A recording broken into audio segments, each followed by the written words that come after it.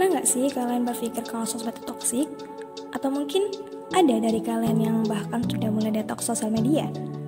Jadi, apakah benar kalau sosmed itu toksik? Ya, kalau dibilang toksik sih ada beberapa hal ya yang membuat sosmed ini jadi hal yang toksik. Seperti yang kita tahu, kalau sosmed adalah tempat semua orang dapat memposting apapun, bahkan hal-hal yang bahkan nggak make sense dengan dan tidak sesuai dengan kenyataannya, misalkan saja flexing. Dan seringkali postingan-postingan seperti itu sangat mempengaruhi emosi kita. Misalnya saja, lihat teman posting pencapaian, kita sering merasa insecure. Ada orang yang mungkin tidak kita kenal posting sesuatu, kita tanpa sadar membandingkan diri kita dengan orang tersebut, yang berakhir membuat diri kita sendiri insecure dan akhirnya overthinking dan meragukan diri kita sendiri. Jadi, apakah kalian pernah merasakan hal seperti itu? Atau mungkin sekarang kalian sedang merasakannya?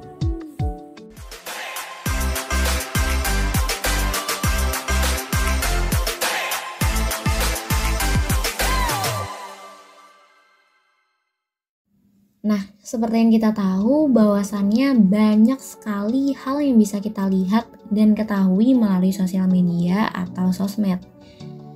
Kita bisa ungkapin apa aja secara bebas di sosial media. Namun, gak dipungkiri, hal ini terkadang malah membawa hal-hal negatif, dampak negatif. Misalnya buat ngebully orang dengan komentar-komentar jelek. Fenomena ini biasa kita kenal dengan istilah cyberbullying. Nah, selain itu marak juga fenomena lain kayak hate speech yang ditunjukkan pada seseorang atau suatu kelompok tertentu.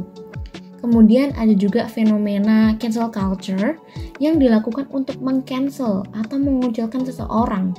Ya, walaupun orang tersebut dianggap melakukan kesalahan, tapi sebenarnya kurang etis aja untuk dilakukan karena kita nggak tahu kondisi mental seseorang, apakah dia sedang rentan atau tidak. Tidak hanya itu, exposure terhadap konten negatif dan perilaku cyberbullying juga bisa merusak kesejahteraan emosional. Para ahli mencatat bahwa interaksi online yang tidak sehat dapat meningkatkan tingkat stres dan juga kecemasan. Namun, dibalik semua itu, tidak bisa kita sangka loh kalau sosmed juga memiliki banyak sekali manfaat untuk kita. Misalkan saja nih, informasi yang kita butuhkan entah untuk mengerjakan tugas atau untuk sederhana untuk memasak, kita bisa mendapatkan informasi, tutorial, bahkan referensi secara mudah dapat kita dapatkan dari sosmed. Sedikit banyak, sosmed juga banyak banget membantu kita dalam kehidupan sehari-hari.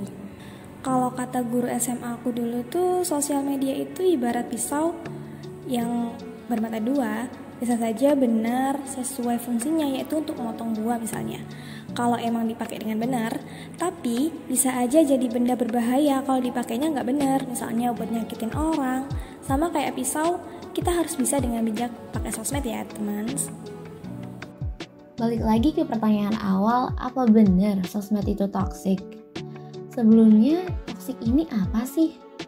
Pasti kita udah sering dengar orang-orang di sekitar kita ngomong istilah toxic relationship lah, toxic apalah. Dalam bahasa Indonesia sendiri, toxic artinya adalah racun. Istilah yang bisa digunakan untuk menyebut orang yang beracun atau seseorang yang memiliki pengaruh buruk bagi orang-orang di sekitarnya. Nah, jadi kalau sosmed itu toksik, berarti sosmed dapat memberikan pengaruh buruk bagi mereka para penggunanya.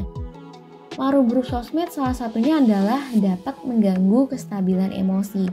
Nah, fenomena-fenomena kayak cyberbullying, hate speech, dan cancel culture merupakan contoh hal-hal yang mempengaruhi kondisi mental dan emosional seseorang atau para pengguna sosial media. Nah, selain yang sudah disebutkan sebelumnya, apalagi sih yang bikin sosmed itu menjadi satu hal yang toksik? Nah, ada hal lain lagi nih yang bisa bikin sosmed itu jadi toksik, yang bahkan bisa mempengaruhi kita baik secara emosional maupun secara perilaku. Di sosmed, semua orang dapat memposting apapun yang mereka inginkan, dan semua orang akan menunjukkan sisi terbaik dari diri mereka. Entah hal itu nyata atau enggak.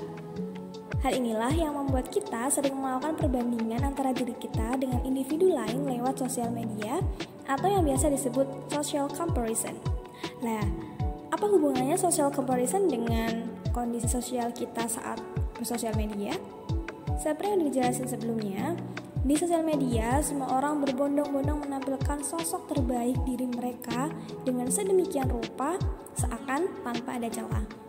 Dan kita yang melihat mereka yang seakan tanpa celah ini akan membuat kita semakin meragukan diri. Terus, apa bedanya dengan kita yang membandingkan diri kita di dunia nyata? Karena tanpa bersosial media pun kita sering banget membandingkan diri kita baik dengan teman, tetangga, atau mungkin orang dewasa di sekitar kita. Benar gak sih? Nah, sekali lagi, mari kita tekankan bahwa sebagian besar dari kita di sosial media berusaha untuk menunjukkan hanya hal-hal baik yang ada pada diri kita. Hal inilah yang membedakannya. Nah, jika di dunia nyata, mungkin kita mengenal tetangga kita yang pintar, berprestasi, dan lain-lain sebagainya. Lalu, kita sering membandingkan antara diri kita dengan mereka. Tapi apa yang berbeda?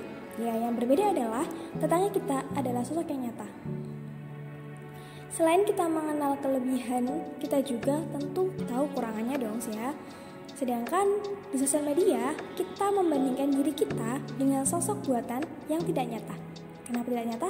Ya karena setiap orang di sosial media yang kita lihat itu adalah hanya sosok terbaik yang ditampilkan oleh orang tersebut. Nah, selain pengaruh emosi kita, sosial media juga mempengaruhi perilaku kita loh. Salah satunya adalah perilaku menunda. Sekarang tanyakan pada diri kalian sendiri. Berapa kali dalam seminggu kalian batal mengerjakan tugas, entah itu belajar, atau mungkin mengerjakan pekerjaan rumah karena keasyikan main sosmed, scroll TikTok sana-sini, scroll Instagram, berbalas WA. Nah, tanyakan juga nih pada diri kalian, berapa banyak hal, benda, makanan, atau perhiasan yang sebenarnya tidak kalian butuhkan, tetapi tetap kalian beli hanya karena viral, hanya karena lucu. Dari sini kita tahu bahwa tanpa sadar sosmed sangat mempengaruhi diri kita, baik dalam emosional maupun perilaku kita, yang beberapa hal mengarah ke perubahan yang negatif untuk kita. Menurut penelitian terkini, ada bukti yang menunjukkan bahwa penggunaan sosial media dapat memiliki dampak signifikan pada kesejahteraan emosional. Studi menunjukkan bahwa exposure yang berlebihan terhadap konten negatif atau komparasi sosial dapat menyebabkan perubahan emosi yang merugikan. Misalnya rasa takut, rasa kesal, tidak dapat mengontrol amarah, cemas, bahkan perasaan rendah diri seperti yang udah dijelasin sebelumnya. Nah, dalam penelitian yang dilakukan oleh Agustina tahun 2021 pada mahasiswa di Jakarta, menunjukkan bahwa mahasiswa dengan durasi penggunaan media sosial kurang dari 2 jam dalam sehari memiliki nilai mean kestabilan emosi yang paling tinggi. Sementara mahasiswa dengan durasi penggunaan media sosial lebih dari 8 jam dalam sehari memiliki nilai mean kestabilan emosi terendah. Kemudian ada juga penelitian yang dilakukan pada remaja di Surabaya oleh Resti di tahun 2022 menunjukkan bahwa terdapat hubungan negatif antara penggunaan media sosial dengan kestabilan emosi remaja. Yang artinya, semakin tinggi penggunaan media sosial, semakin rendah kestabilan emosi remaja tersebut. Social comparison yang kita bahas sebelumnya itu sebenarnya sangat berkaitan erat loh dengan cyberbullying dan hate speech yang ada di sosial media. Nah, kenapa sih hal ini? Sebenarnya social comparison ini tuh sangat berkaitan erat loh dengan teori inferioritas milik Alfred Adler, di mana Alfred itu dia percaya bahwa setiap manusia yang lahir ke bumi ini membawa inferioritasnya.